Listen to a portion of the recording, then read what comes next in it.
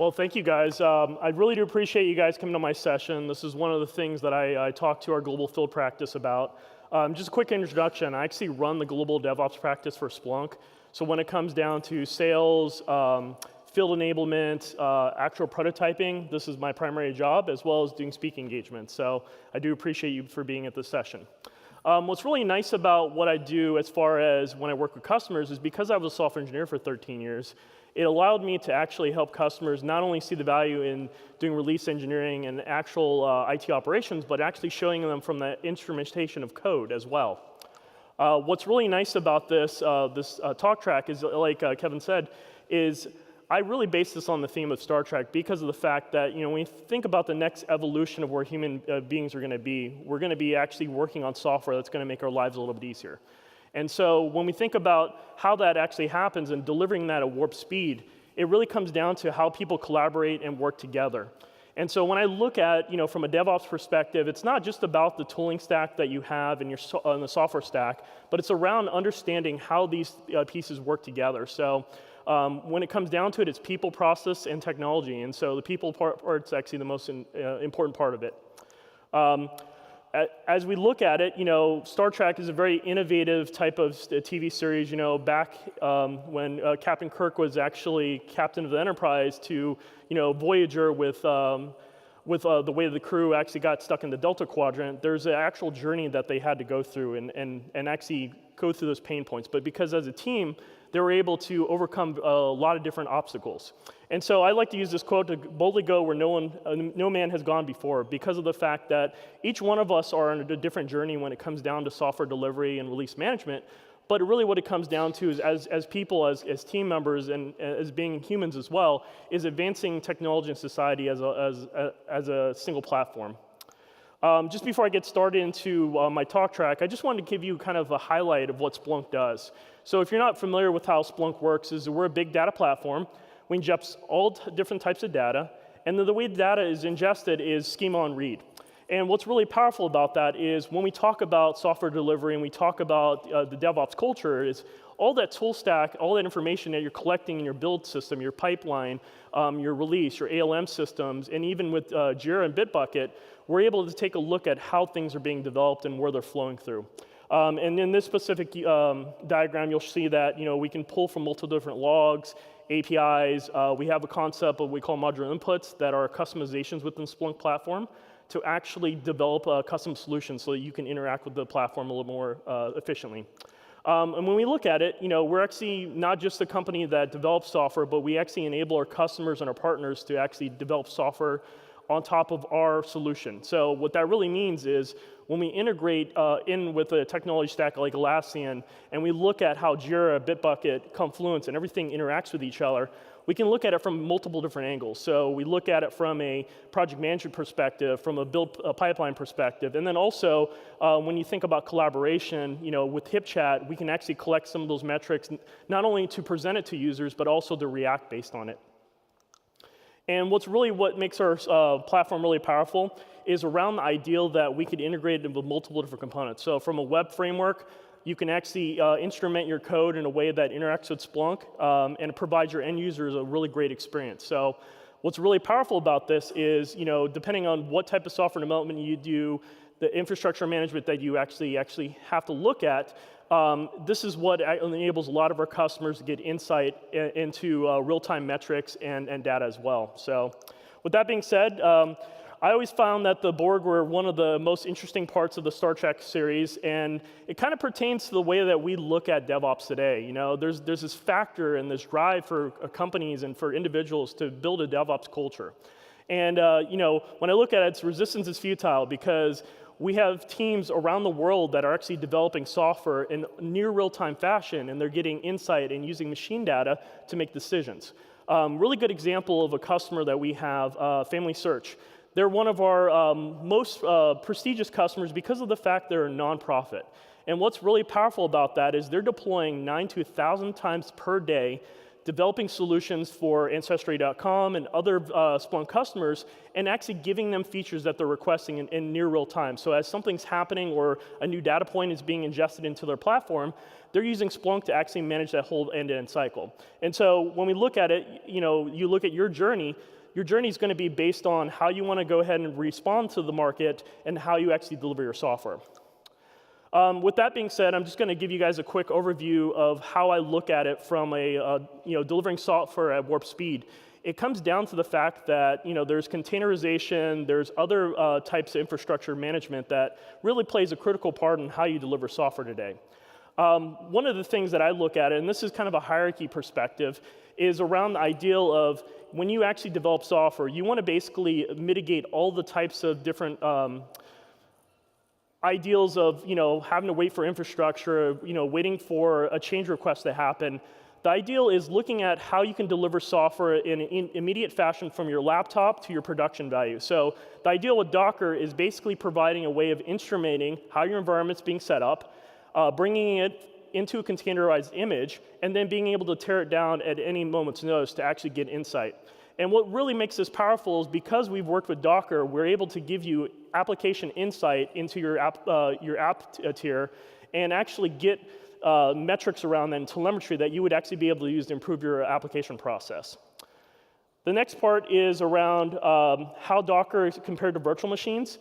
And so the ideal is, typically in a waterfall release team that you may be just working with a monolithic application, it really comes down to, how do you deliver that software in an effective manner? So I worked in an environment that we were very highly performant.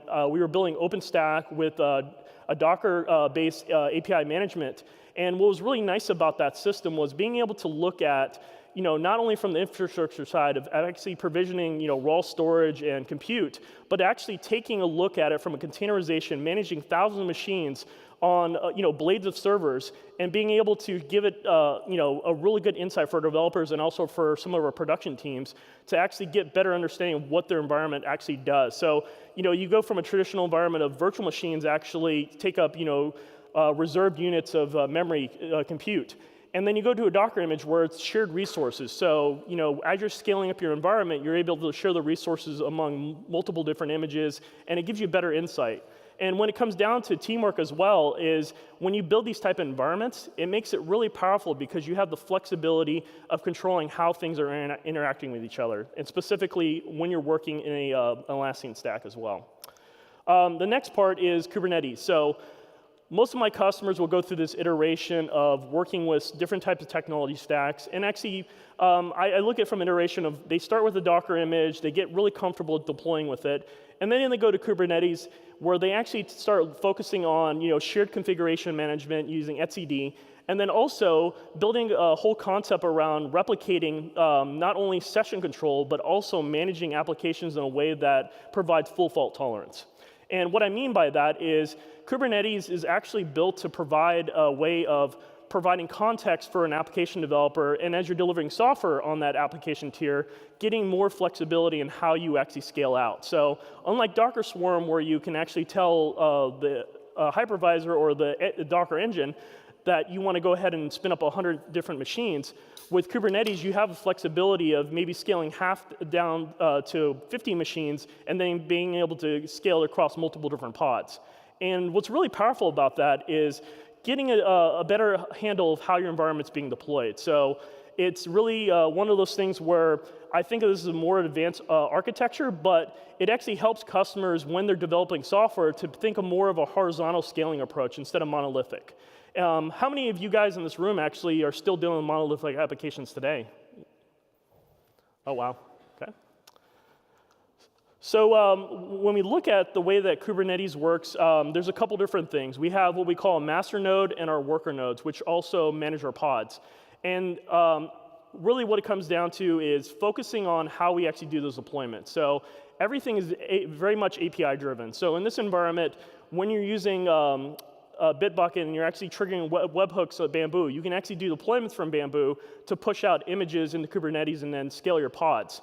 And what's really awesome about that is being able to control a replication factor, looking at where your images actually reside, and then basically providing a transparent layer so that there's actual load balancing involved as well.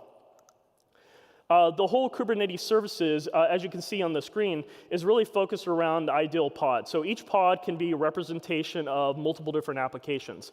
They're very seamless across the way that the infrastructure works because of the fact that there's a ton of different application stacks that either rely on specific session controls or backend database components. But from a application tier or availability zone, we can actually look at it as a single unified application rather than worrying about the individual services. And what's great about this is when we go to this type of mechanism, we can actually pull from a specific part of Kubernetes called Journal D and actually aggregate the logs as a single application stack. And when you're developing a software solution like that, you no longer have to worry about the individual machines and the infrastructure and the components around that. You can actually look at the full raw performance and actually dig down to see what's actually inhibiting your ability to deliver software. And then, as we know, AWS is one of the biggest cloud providers in the world. They provide an ability to be flexible in a way that provides you an environment to deliver software at a very rapid rate. What's really powerful about this is being able to break out different components. So when we think about static content or a messaging bus or even a physical and thermal environment, we can actually take a look at how our software is being developed on top of this platform to basically fill in the gaps where, traditionally if you had a Kubernetes or a Docker-based system, you would have to actually orchestrate it in a way where you're actually managing physical storage or a messaging bus. And so what I really like about this diagram specifically shows, basic application concept of being able to use AWS's services to build your microservices and actually focusing on the core infrastructure.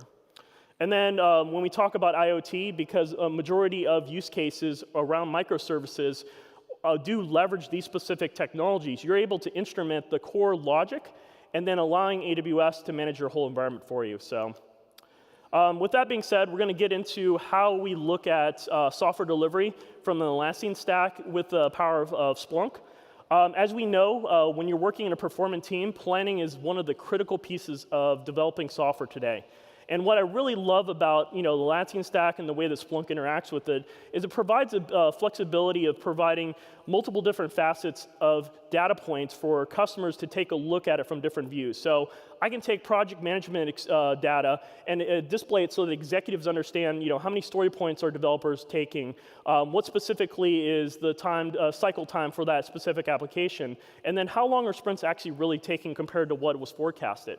When you look at this diagram too, we go a little bit deeper because of the fact that it's not just about one specific team or one specific environment, it's about a collaborative effort of everything that's happening in the environment today. So I find, when we talk about planning, that's the most critical part. Then we get into the build system. So when we look at the way that we interact with these environments, we're collecting the data, we're helping you respond to that data, and then also, how do we proactively alert you when things are happening? So in this specific case, we're talking about, when you're in a DevOps pipeline, you're not always going to succeed from day one. You're going to go through multiple failure points. There'll be weeks where you may have one successful build. But when we talk about developing software, you need that type of environment because before it hits the production, you want to make sure your customers never experience those failures. And this is just kind of the logical pipeline when you think about when you're opening a JIRA ticket and you're actually closing a JIRA ticket and something gets reopened because a defect gets found, you have a multitude of different ways of displaying the data. So within the Splunk ecosystem, we can provide the metrics that actually feed the chat operation. So you can actually, as you're deploying your application, get real-time telemetry to say it's exceeding a certain threshold, and then have your chat operation for your DevOps team get alert based on that. And then if you're a JIRA Service Desk user or JIRA, we can actually create tickets for you as things are happening and basically looking at what's actually causing some of these issues. So getting away from the alert fatigue that you typically would see in a traditional IT hierarchy, but then also taking that information and using it to actually trend what problems you're having in your environment today. The next part is around our test infrastructure. This is just a really good example of how do we actually pull the data from Bamboo and from Bitbucket, for example, and actually taking a look at it and correlating the details together. So one of the things that I find really important for a lot of our teams is when you actually have a stack that you can work with that is automated, that requires no human intervention, you typically have less issues to worry about. One of the things that when I talk with my customers is really around helping them understand that build flow from concept to the time you actually release it into your environment has to be perfect in a sense of Can you actually instrument your code in real time, and actually when you're pushing feature requests out, can you actually make sure that things are actually getting checked before they're actually becoming a pull request, before they go to code review, and then ultimately into production? The next thing is really around how we run these teams. I look at it from a couple different facets. So because we're taking the information that we're collecting from all the JIRA tickets, we're looking at the defects that are inhibiting our ability to deploy to our production environment, we can actually take a look at some of the other components like service discovery, our automation framework, how we actually run these environments together. So if you guys are working in a traditional Git flow environment, you basically are trying to develop a mechanism that allows you to build a master branch, which is your stable release, and your feature branches. So the feature branch is probably the most important part because you're actually segmenting what your changes are going to be before they get pushed into production. And so when you go through that flow and you actually understand how that stuff works, it becomes a natural flow. And as I was mentioning with Family Search, they went from basically doing about 10 releases a quarter to over 9 to 1,000 per day. So that's really powerful when you think about a nonprofit that's not profit motivated, but they want to provide a good service to their end user. And just like with anything in our environment, we want to basically rinse and repeat this methodology. So this is actually a really good example of working with a fintech out in the United States. And we actually use the full Atlassian stack to actually build an end-to-end correlation. And I really enjoyed working on this use case because there's two different things that we got out of this. Software delivery doesn't always have to be about custom implementation. It can be a COTS platform, commercial over the software. And what we are able to do is actually look at each individual component that we're actually delivering in this environment and instrumenting each one of these features so that we can actually have control of what the customer is experiencing.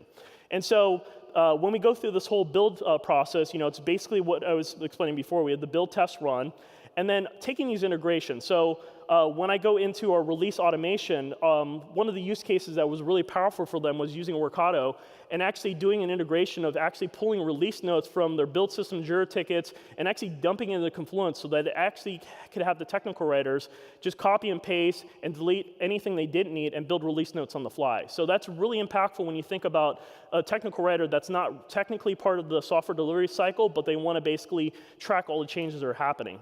And then when we go through the rest of the pipeline, we take a mix of our premium product called ITSI, which provides service intelligence. We integrate with ServiceNow to actually instrument the change management system on an automated flow. And then using Zipkins for APM management. So instrumenting the transaction traces, bringing all that detail together, and then repeating that cycle over and over again. So when we're doing this software delivery, it's really important because we have all the specific pieces that actually allow us to actually build the software in a way that we understand it. With that said, I want to show you guys a demo real quick. And what I found really important about with showing this demo is it shows you kind of a two-factor thing. One, it's a kind of a fun demo. If you guys want, go ahead and pull your phones out. Go to buttercup.rocks. And it's actually a Flappy clone that we actually built for our conference last year. And what's really nice about this game is it actually shows you an ability that what Splunk is able to do from a coded instrumentation collecting metrics, you're able to get better insight into it right away. So I'm just going to go ahead and do a quick game real quick. And depending on whoever's log in, it'll show up on the dashboard. And so it's as simple as you can see it.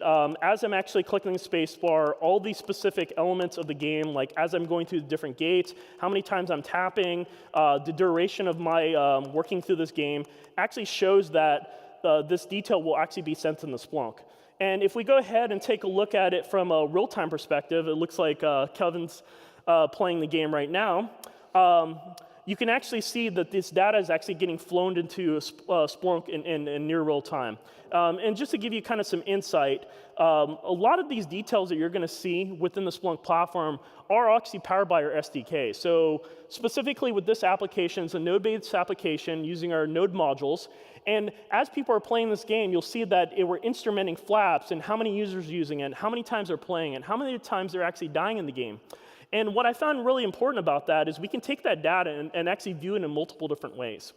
So when we think about the experience of a game player, and we want to go ahead and give the best possible customer experience, As someone's actually playing this game, you can see their trends and where they're dying and how far they're getting to the actual gates and getting a better understanding of how that end user experience is actually being handled. You don't typically think of this when you're building an application, but being able to get these real-time insights really makes it important for you as you're trying to gain customer base. You don't want to make something overly complicated where no one will actually be able to use it. And so I can actually take this data, trend it over a period of time to see that, well, it looks like people are just dying within the first 15 gates. Let me just go and make it a little bit easier. We'll take off a 0.5 millimeter, and then let's see what the changes are. So when we talk about continuous delivery, we can actually instrument these changes in real time so that the customer doesn't even know what's going on, but we're actually making the gaming experience better and better and better as they're playing it. And ultimately, it's going to get them addicted to it.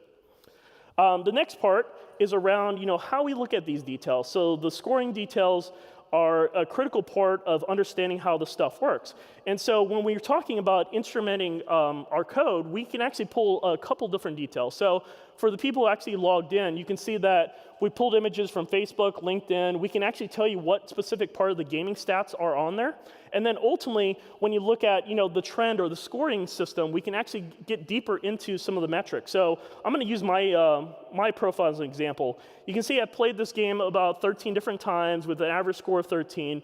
And over a period of time, you see I've gotten better and better in actually using this game. And then taking those metrics and telemetry, I can see where I'm dying, what position, and then also where the game save point is when I'm actually pausing it as well. And that's just really a really good example of microservice architecture, specifically when we think about all the different ways that we can collect data. So this is a very simple Docker image that we're running on AWS, and we're scaling it so that a group like this could actually all be able to use the platform in real time. What's really powerful about this too is it's a simple structure. We have a front-end Nginx server. We have a node backend or gaming engine, and then we also use Auth0 for authentication, so basically maintaining our session control. The next part is when we talk about how this development cycle works, we're delivering a method that is repeatable over and over again. So, you guys have seen this within the Atlassian stack, and it's part of the team and collaboration efforts that they work on to build into their product. But it's actually looking at plan, code, and build. And so there's a multitude of different ways of looking at this from a developer's perspective, from an executive, and then also from a company perspective. How do we actually develop better products? The next part is really around how do we actually look at this from a testing infrastructure. So as we're deploying this, not only are we actually deploying this in real time, but we're using Selenium to actually do front-end experience. So I can actually run this game through a specific code example. We can actually do the space bar instrumentation within the game, and then depending on what our changes have done, we can actually instrument it in a way that allows us to take the feedback from Bamboo, for example, and actually feed it into the platform so a developer can determine what their changes have done to the system. And then one of the other things that we focused on as well is we've actually developed a platform within our own product. It's called our continuous integration, continuous deployment basically module. And the idea around that is actually building that end-to-end framework. So it's not just basically bringing the data in and then trying to figure out what you're going to do with it. It's actually building key performance indicators. So in this specific case, we actually mirrored our environment to actually represent a full build pipeline. So you'll see that in a perfect situation, our planning is always in progress, our development's in focus, our build system's healthy, our verification, our deployment, and our post-production. But when something does happen, that actual build environment actually affects the total composite score of this application. So when you think about microservices, specifically in this example, we look at the build pipeline and actually get better control of what's happening. So let's say, for example, our Bamboo system just goes completely haywire and nothing is able to build. It doesn't affect the whole total application, but it does affect your ability to release. And so we actually give you better insight to see what happens if you want to go ahead and ignore it for the night. This is going to be what your health score is going to be, and you may or may not get alerted based on that. We get into a little bit more quotes. Sometimes you have to give it all that you have to make sure that this process works flawlessly, but you can't do it by yourself. So it comes down to teamwork and looking at the collaboration pieces of it. So when I think about how we did this development and how we got the team to work together, it's a critical part of using HipChat to not only getting notifications from the application, but actually looking at project statuses, who actually completed feature branches, what was the total scope of the projects, and everything else related to that. And then as we were talking about the instrumentation of the code using our SDK, we're actually able to not only monitor our physical application layer, but if you have a system that enables you to monitor all your storage devices, your networking, your firewall, and basically get all your insight, you can actually correlate this as a single piece.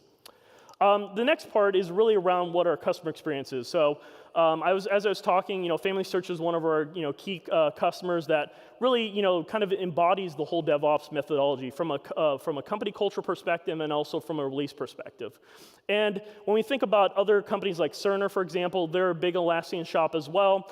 Red Hat and Ancestry, which is also linked with Family Search as far as being cooperative, and then also Groupon. So these are one of the more successful companies that have instrumenting their DevOps approach within Splunk to get better insight. With that being said, there's a lot of different ways to look at Splunk. We have a multitude of different documentation on how to implement this. As I was talking earlier, we have a Docker logging library that instruments standard out messages from a Docker container, reassembles the logs, and then provides you insight into your environment in your real time. The next thing is around our high event collector. This is really actually critical because we have actually built the Buttercup Go games instrumenting all the data pools using our high event collector to capture that detail in real time. And if you guys want to get more engaged with the process, it really comes down to what your interests are. We have a multitude of different blog entries. People who actually work at Splunk are very passionate about what they do. And so when you think about IoT devices, so we have a guy who is very passionate about doing gardening, and he actually Splunks everything in his garden to make sure that he gets the best possible nitrogen mix and also waters his plants appropriately. To actually looking at how people are using energy management, and also from our customers' perspective that also do co-marketing with us, they actually provide insight into how they're actually working within environments today. And so with that being said, I'll go and open for any questions. So.